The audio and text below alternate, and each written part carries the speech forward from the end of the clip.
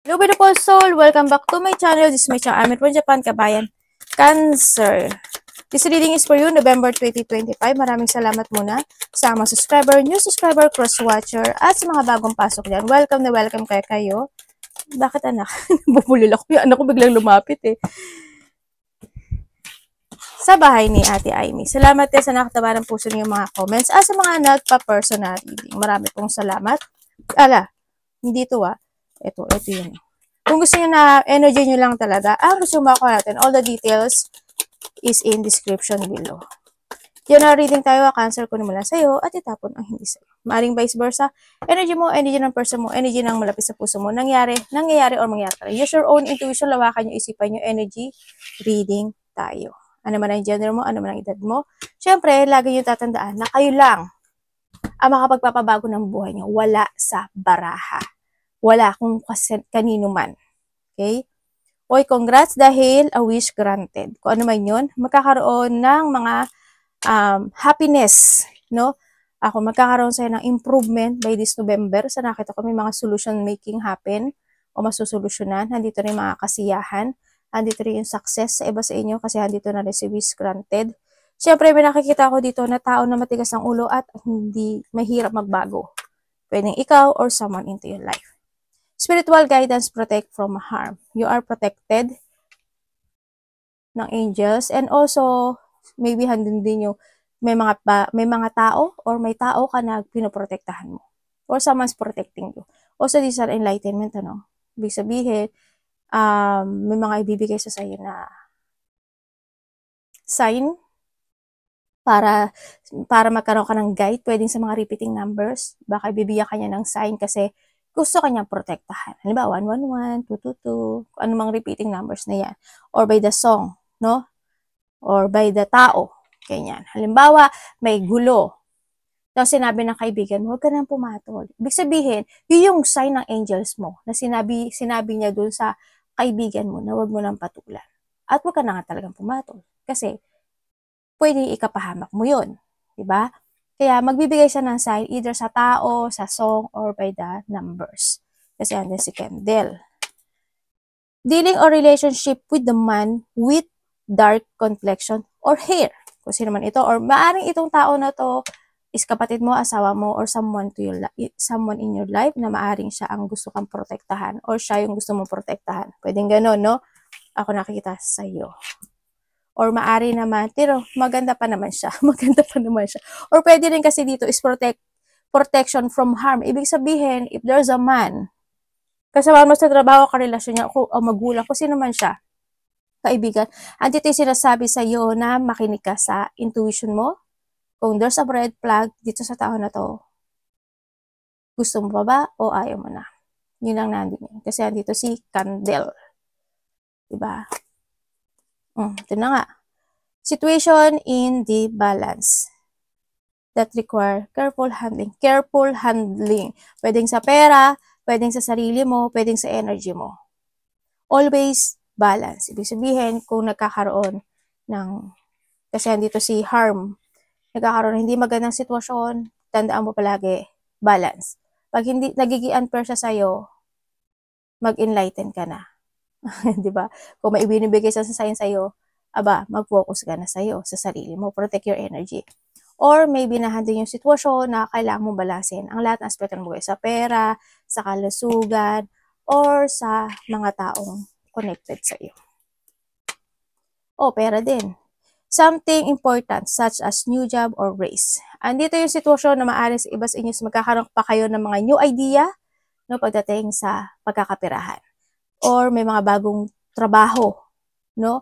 Ako nakikita sa iyo kasi andito rin si grasshopper. Ibig sabihin, either magiging busy ka, or may tao na lalaki na tutulong sa iyo, or ikaw ang tutulong sa kanya, or andito yung sitwasyon na magiging super careful ka pagdating sa pagpapalago ng iyong pera. Or you need, kasi andito si angel. Ibig sabihin, you need to be aware kasi andito si light. Diba? Ay, ano ba yun? Someone's going out of your life or the end of a situation. Ano man ito, may magtatapo sa buhay mo.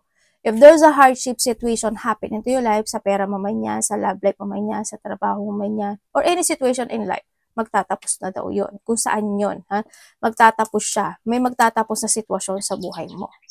Kaya nandito rin si Angel. Or maybe you need to end yung situation na yun kasi there's an enlightenment or there's a candle. No? Ako nakikita dito. Or handito nga yung iba dito, bagong trabaho, pag nag-iisip na kayo na tapusin at gusto nyo magbago ng trabaho, nagkakaroon na kayo ng enlightenment, at gusto nyo na lumipat, pwedeng ganon. Or mga new idea ito. No? Sa iba sa inyo. And or someone is aalis sa buhay mo. Or ikaw ang aalis. May pag-alis. Ay, news is on the way. Ibig sabihin, also bird kasi is ano yan messenger from the universe. Ganyan. Isa rin sila. Ibig sabihin, eto yan. Angel day mga yan. Yan. Ibig sabihin, may mga news. Sa iba sa inyo is, kasi andito siya, good news, andito rin kasi siya, pero hindi si careful handling, tsaka si harm, also may bad news. Ibig sabihin, is, kasi kung maitim siya, diba? Tapos maitim to. May mga, syempre, gano'n talaga sa buhay eh. May mga bad, may mga good news. Hindi siya always good news. May mga bad na darating talaga. Kasi isa yun sa pagsubok sa buhay. Kaya andito yung angel mo. Diba? Pero palagi kang makikinig sa intuition mo. Palagi kang, huwag mo kang mag-i-ignore ng mga sign na ibibigay niya sa'yo. Tatandaan mo yun palagi. Sa mga red flag, kung ganyan. No? Or mga sign, any sign, pwede sa tao, papadala niya ng tao para bigyan ka na sign, baba anak. Ay, sorry. Tingnan natin ang energy mo. Ano ba yun? Energy ni Cancer.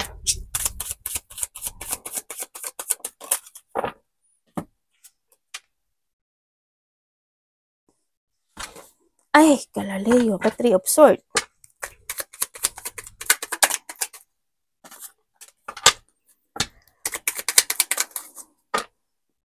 Ay, baliktad pala ako, kaya pala.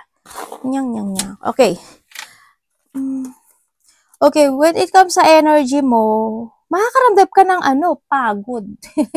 Makakaramdam ka ng pagod. Makakaramdam ka ng pagod by this November. Siguro magiging busy ka. Yan, pwedeng magiging busy ka or mapapagod ka sa mga bagay na gagawin mo this November. Kasi may mga bagay na mamasterin mo, may mga bagay na gusto mo i-develop, may mga bagay kang aayusin, kukumpunihin, sisiyasatin, gagawin, aaksyonan, yan, may mga ganun ka. Kaya makakaramdam ka ng pagod. May mga bagay na, syempre nandun yung satisfaction. Sa mga gagawin mo by this November, masasatisfy ka. Makakaramdam ka ng kasiyahan. Makakaramdam ka na ng satisfaction doon. Kasi ginawa mo yung, parang gagawin mo yung lahat. Parang gagawin mo yung effort, magpo-focus, magko-commit ka or magbibigay ka ng effort dun sa bagay na yun, and makakaramdam ka na ng satisfaction doon. May mga bagay na makakaramdam ka ng satisfaction by this November. Kasiyahan, satisfaction, ganyan. And then yung, also there's a reward. Kumbaga, meron ang gagawin na marireceive mo yung reward mo. May mga fulfillment ng dreams mo na magaganap. Yun na nakikita ko sa'yo dito. Happiness Happiness, emotional fulfillment, malaki man o mali dyan, magiging maganda yung ano niya.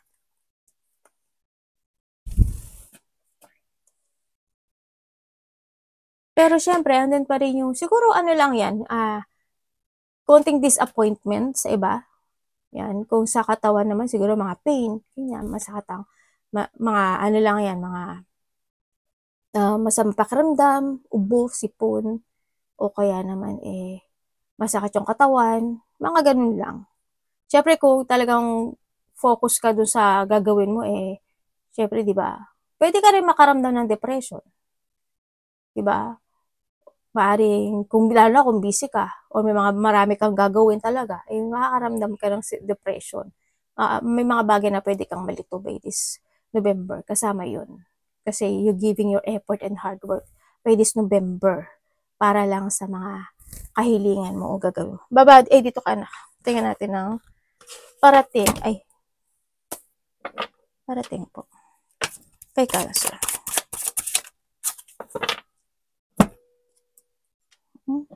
Ano ba yun? Ba't tama ba?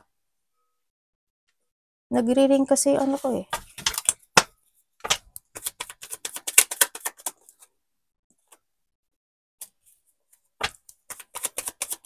Ang ganda na parating sa'yo.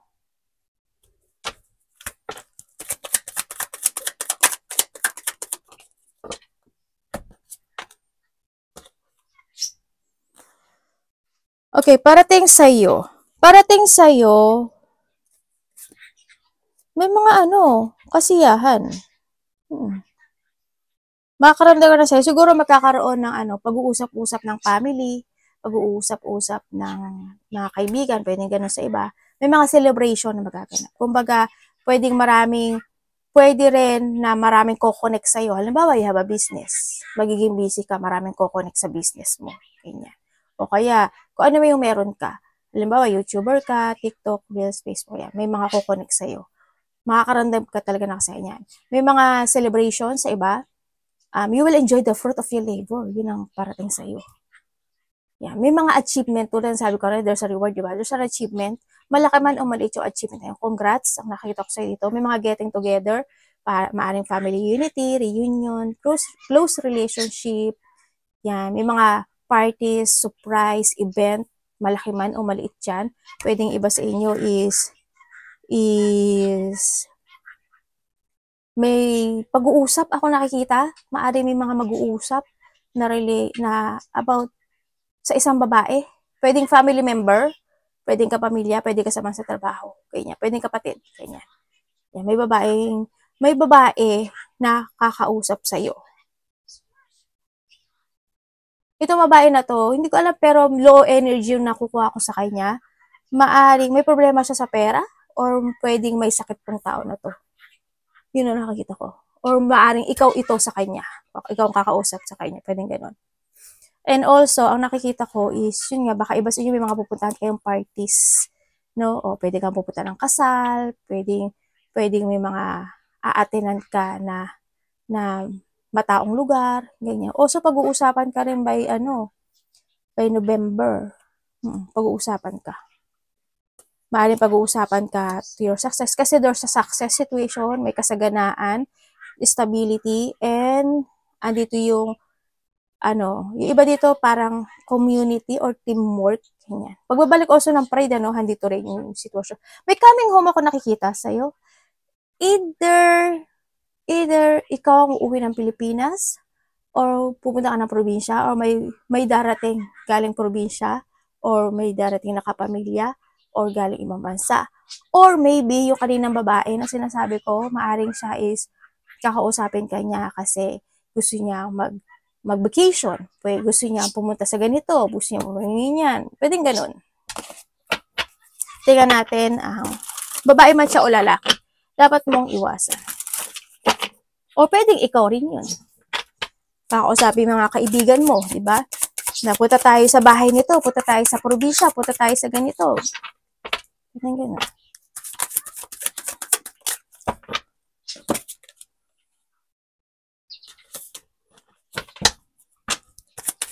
Ang ganda ng card mo. As in, maganda.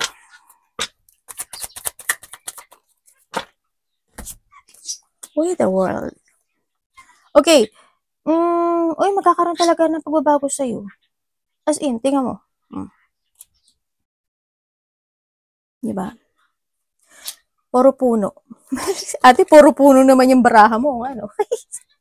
Maengot eh. No? Puro puno nga siya. Pero sa puno na yan, may ibig sabihin yan. Kung marunong lang kayo magbasa ng baraha, kahit ito nakikita mo tong puno na, malalaman mo na yung meaning niya. Alam mo yung mga pointed, tinuruan ko kayo yun. Kasi di ba may nagtataro dito? Hi, shout out sa'yo ha. Tuturuan kita, be. Yung mga gusto magtaro, titingin mo palagi yung baraha. Palagi mo titingnan yung baraha. Lahat ng drawing na yan, may ibig sabihin yan. May ibig sabihin yan. Kung bibili ka ng baraha, bumili ka ng may libro. Kasi may kasaysayan yan. Makikita mo doon. Makikita mo yung ibig sabihin niya lahat. Yung mga ganyan-ganyan. Hindi lang yan drawing. Kala mo drawing yan? Hindi yan drawing. Drawing siya. Pero yung drawing na yan, may meaning yan. Ito lang, ito oh. Ito, di ba? Meron siyang castle. Tapos, meron siyang, ano dito sa taas. May meaning din yan. Kung may, pagbili, kung mga gusto mong mag-tarot reading, pagbibili kayo, palagi kayong, mahal nga lang talaga. Mahal talaga. Yung may libro na kasama. Mahal talaga. Or, pwedeng bumili ka ng separate na libro na connected dun sa baraha mo. Okay, dapat mong iwasan. Dapat mong iwasan, syempre yung yes ka ng yes, isa yun. Huwag ka lang yes ng yes. Iwasan mo, mapanghinaan ka na loob. Iwasan mo na any unfulfilled situation happen into your life, there's a successful coming sa'yo. Keep moving towards your goal. Iwasan mo to judge someone or to judge yourself. Or yung pagmamaliit ng tao o pagmamaliit sa sarili. Vice versahan tayo Umiwas ka sa mga bagay na magkaroon ka ng self-doubt sa sarili mo. Yung i-delay, yung mga bagay yung i-delay, yung pwede naman gawin ngayon, bakit gagawin pa sa next, ganyan. Yung not to close the door na mga naging bad things sa'yo or naging bad situation sa'yo, not to accomplish something, yan, you need to accomplish. And then, syempre, yung hindi ka mag-trust sa intuition mo, yung ulitin muli yung pagkakamali ng mga naganap sa buhay mo, iwasan mo yun. Iwasan mo na matakot ka na harapin yung mga bagay-bagay. No? Painful man yun, pero kailangan mong harapin. Kasi, it's a part of your destiny. Syempre, yung hindi mo i-pursue yung mga bagay na gusto mo i-pursue to achieve and to fulfill. And syempre, yung hindi mo muna balansehin yung mga bagay-bagay na bigla ka na lang mag-a-action o bigla ka na lang susugod o bigla ka na lang magdidesisyon. Try to make it balance. Tama ba? Advantage and disadvantage. Pwedeng sa salita rin, ganun din. Always ko naman sinasabi sa iyo, di ba, yung mga pananalita o yung mga tao na ganun magsalita. Balansehin mo palagi ang lahat ng sitwasyon sa buhay mo. Sa sarili mo man yan o sa ibang tao man yan, para hindi ka mag-miss. Para hindi maulit muli yung nakaraan. Or hindi magkaroon mangyaring na negative sa buhay mo. Kaya sandito rin si Angels, diba? Ibig sabihin, you need to trust your intuition, bibigyan ka niya ng sign, and syempre maging patient ka, no? Sa situation. Tingnan natin. Love is a lot, kapatid, anak, magulang, karelasyon, kaibigan, pamilya. Iba dito, magulang to. Kapatid, magulang, parang gano'n.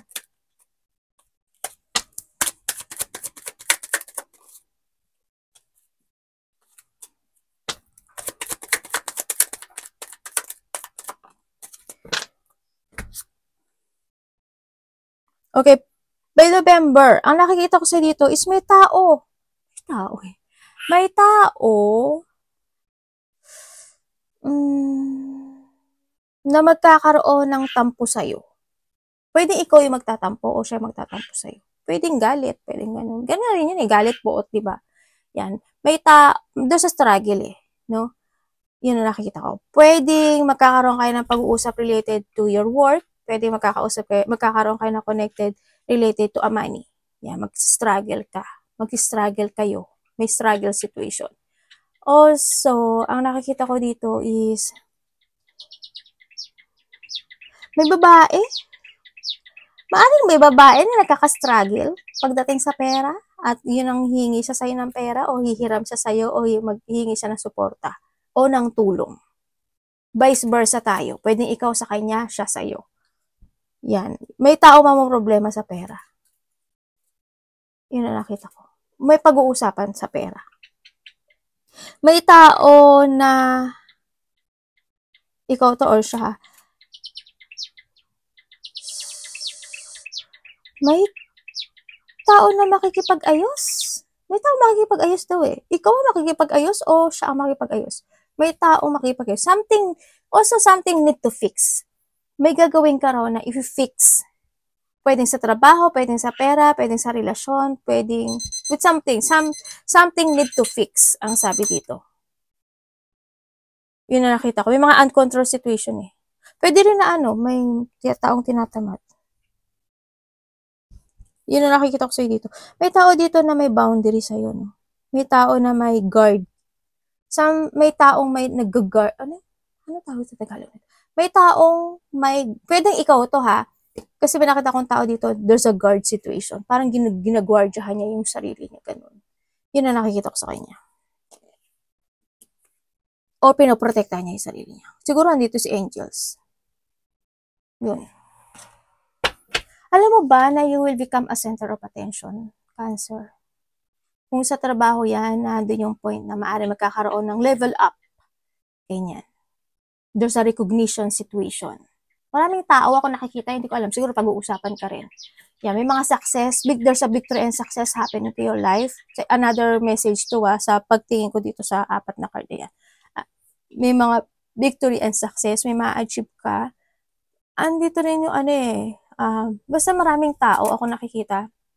Tulad ng sinabi ko na naman sa iyo, maraming tao ako nakikita and may mga tao na susuportahan ka or mas dadami yung supporters mo or kung may business ka or ano man niya, mas kaibigan mo, mas dadami pa kaibigan mo or mga papanig sa'yo, pwedeng ganun. O kaya naman sa trabaho or business, magkakaroon ka ng mga connection. Kung ano man ikaw, you're celebrity, artista, YouTuber, TikToks, Reels, mga ganyan. Ako nakikita dito. Basta, you will become a center of attention. Hindi ko alam kung haharap ka ba sa maraming tao, may recognition ba, may ganun. Ako nakikita sa'yo. May papuri, ako nakikita rin. May mga well-wisher ka na makakamit.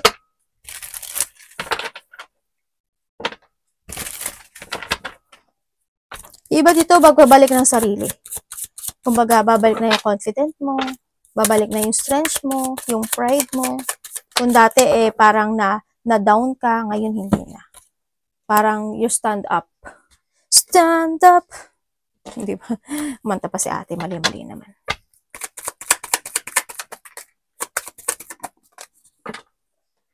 Pagdating sa money mo,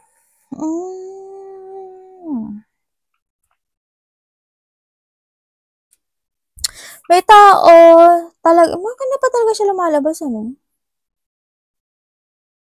Siguro, kasi trabaho related to money din yan. May nakikita ako, hindi ko alam kung ikaw may nakikita akong aalis sa trabaho.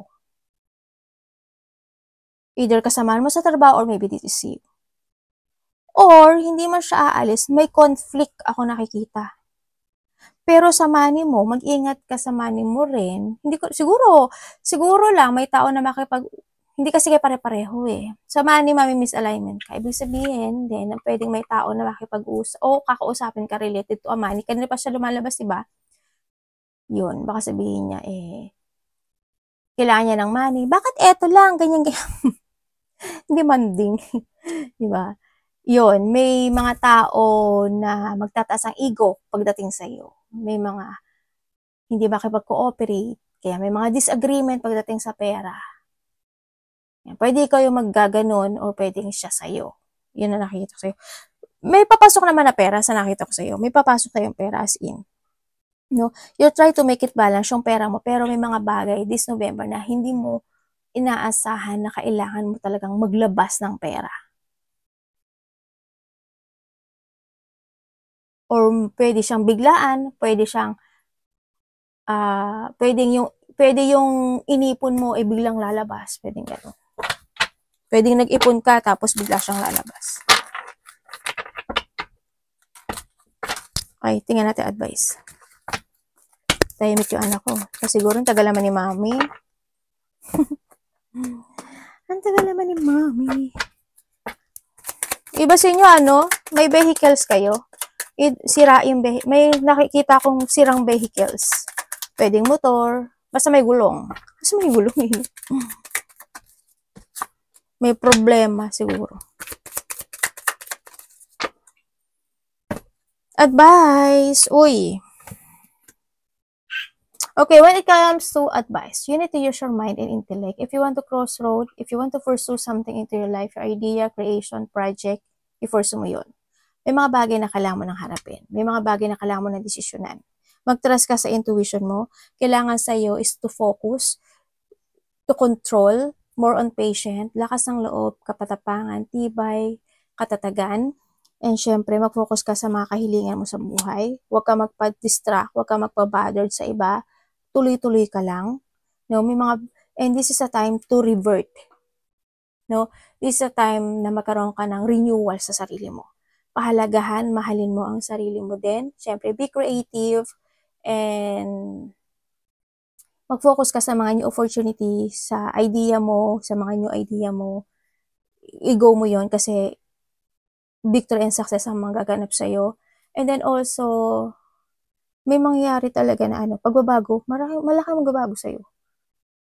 May reward and achievement kasi ako nakikita sa'yo eh. Malaki ang magbabago sa'yo kasi may pag-unlad ako nakikita sa'yo. May bunga, pagsibol o pagbunga ng bagay o ng sitwasyon mo by this November. Congrats ha, kasi ang ganda na nangyari sa'yo. Hindi, tingnan mo pala yun, di ba? The golden egg, tapos may flower. Mahirap man ang nangyayari sa'yo, you need to keep fighting kasi as in, mangyayari by this November, yung pagbabago na yun. O, di ba? Mangyayari siya. Kasi yung iba sa inyo is magiging busy na kayo. Baka hindi na kayo makanda-ugaga dyan. Diba? Kasi andito na rin si Casket. Arigato namaste, God bless.